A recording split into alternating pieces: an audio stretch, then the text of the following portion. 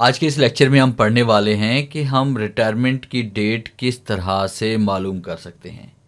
जैसे कि हमारे पास यहाँ पे एक टेबल बना हुआ है जिसमें सीरियल नंबर्स हैं, एम्प्लॉयज़ नेम है, उनका डिपार्टमेंट है, डेजिग्नेशन है, डेट ऑफ बर्थ है। फिर डेट ऑफ बर्थ को मद्देनज़र रखते हुए इनकी जो सर्विस होगी 60 साल तक, तो वो फिर उसकी रिटायरमेंट डेट कौन सी बनेगी वो हमने मालूम करनी है। जैसे फ़र्ज़ कीजिए कि नंबर 4 में यहाँ पे टाइप कर रहा हूँ और मैं यहाँ पे टाइप कर रहा हूँ विजेश, और उसके बाद ये एजुकेशन डिपार्टमेंट से है और यहाँ पे ये है साइंस टीचर, और उसके बाद उसकी डेट ऑफ बर्थ है 0102, और उसके बाद यहाँ पे कर लेते हैं 1995 कर लेते हैं।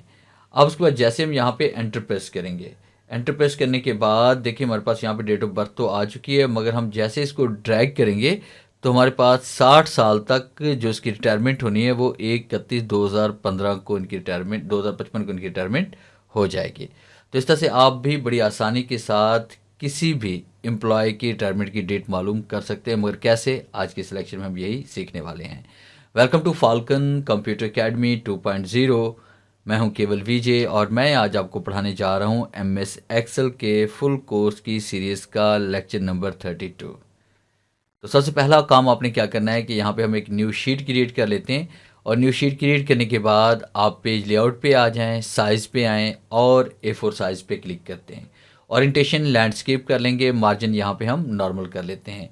फिर उसके बाद हमने यहाँ पे नीचे कहीं पर भी क्लिक करके डाटा राइट करना है, जिस तरह मैंने यहाँ पे राइट कर लिया, कैलकुलेट रिटायरमेंट डेट कर लेते हैं।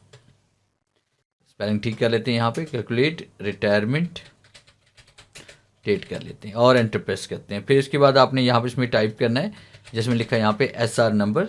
फिर उसके बाद यहाँ पे इसमें टाइप कर लेते हैं एम्प्लॉय नेम। फिर उसके बाद टैब का इस्तेमाल करेंगे, आगे हम टाइप करेंगे यहाँ पे डिपार्टमेंट के किस डिपार्टमेंट से है। फिर इसको टाइप करेंगे यहाँ पे डेजिग्नेशन के उसका ओहदा क्या है। डेजिग्नेशन टाइप करने के बाद फिर आप आगे इसमें टाइप करेंगे डेट ऑफ बर्थ।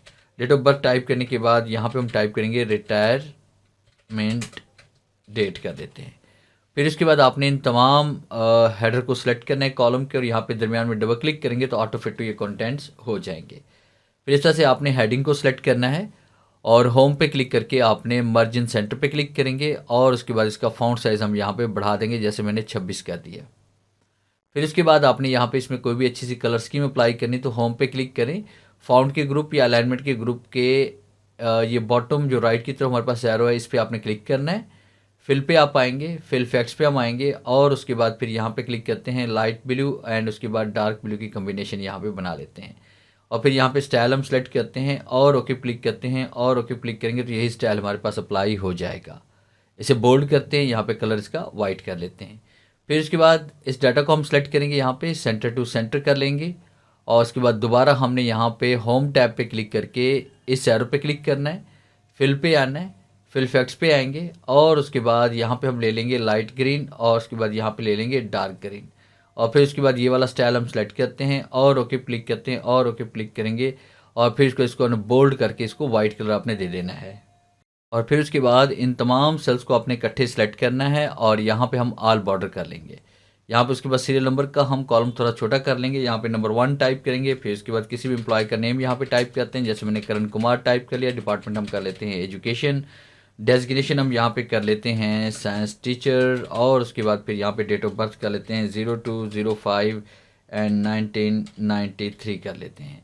अब उसके बाद फिर हमने यहाँ पे एक और डेटा राइट करें, नंबर 2 टाइप करते हैं, यहाँ मैंने कर लिया काशिफ अली, और उसके बाद यहाँ पे ये भी एजुकेशन से हैं, उसके बाद ये भी साइंस टीचर हैं, 0102 एंड 1985 कर लेते हैं। अब फिर रिटायरमेंट की डेट हम मालूम करना चाहते हैं। इस तरह से आपने सारा डाटा राइट कर लेना है। फिर यहाँ पे एक छोटा सा फॉर्मूला आपने राइट करना है।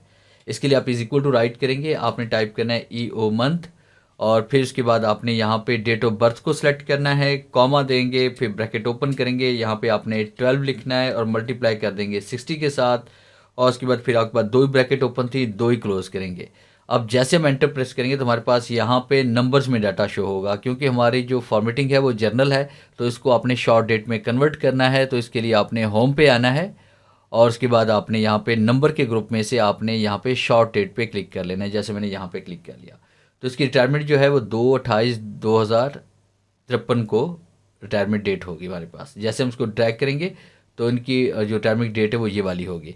इस तरह से नंबर 3 पे हम आते हैं और फिर उसके बाद मैंने यहाँ पे टाइप कर लेते हैं राजेश कुमार कर लेते हैं यहाँ पे, और उसके बाद एजुकेशन से है, उसके बाद ये यहाँ पे क्लर्क है, उसके बाद 05/08/2002 कर लेते हैं। और जैसे हम इसको ड्रैग करेंगे तो हमारे पास यहाँ पे इसकी भी हमारे पास यहाँ पे ये रिटायरमेंट डेट निकल कर आ जाएगी।